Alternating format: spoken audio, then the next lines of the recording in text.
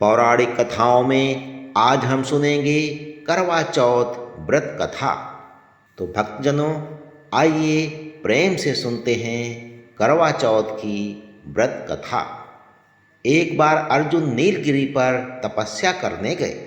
द्रौपदी ने सोचा कि यहाँ हर समय अनेक प्रकार की विघ्न बाधाएं आती रहती हैं। उनके शमन के लिए अर्जुन तो यहाँ है नहीं, अतः कोई उपाय करना चाहिए। ये सोचकर उन्होंने भगवान श्री कृष्ण का ध्यान किया।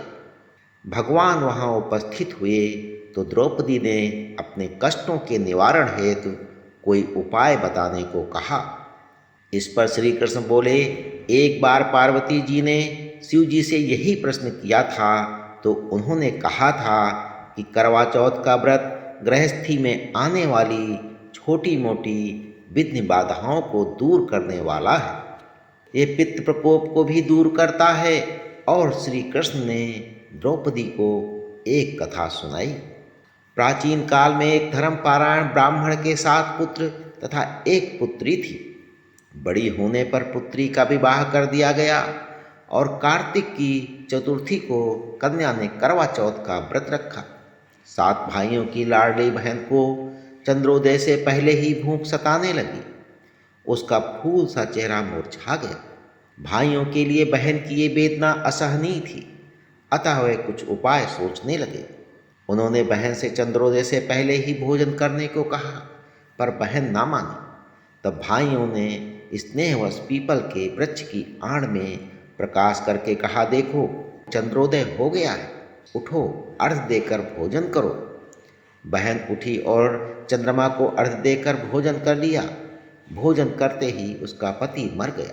वो रोने चिल्लाने लगी और दयोग से इंद्राणी देवदासियों के साथ वहाँ से जा रही थी। रोने की आवाज़ सुन वे वहाँ गई और उससे रोने का कारण पूछा। ब्राह्मण कन्या ने सब हाल सुनाया। तब इंद्राणी ने कहा, तुमने करवा चौथ के व्रत में चंद्रोदय से पूर्व ही अन्न जल ग्रहण कर लिया था, इसी से तुम्हारे पति की मृत्यु हुई है।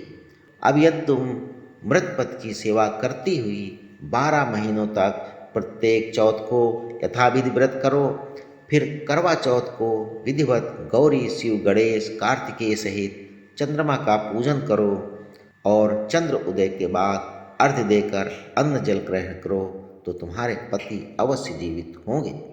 ब्राह्मण कन्या ने अगले वर्ष 12 माह की चौथ सहित विधि पूर्वक करवा चौथ का व्रत किया और व्रत के प्रभाव से उसका मृत पति जीवित हो गया।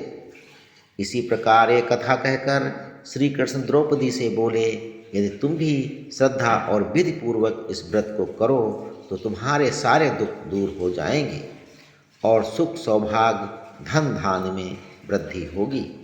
फिर द्रौपदी ने श्री कृष्ण के कथनानुसार करवा चौथ का व्रत रखा और उस व्रत के प्रभाव से महाभारत के युद्ध में कौरवों की हार तथा पांडवों की जीत हुई।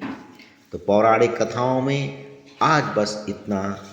तब तक के लिए ईश्वर की सभी मनोकामनाएं आपके साथ बनी रहे।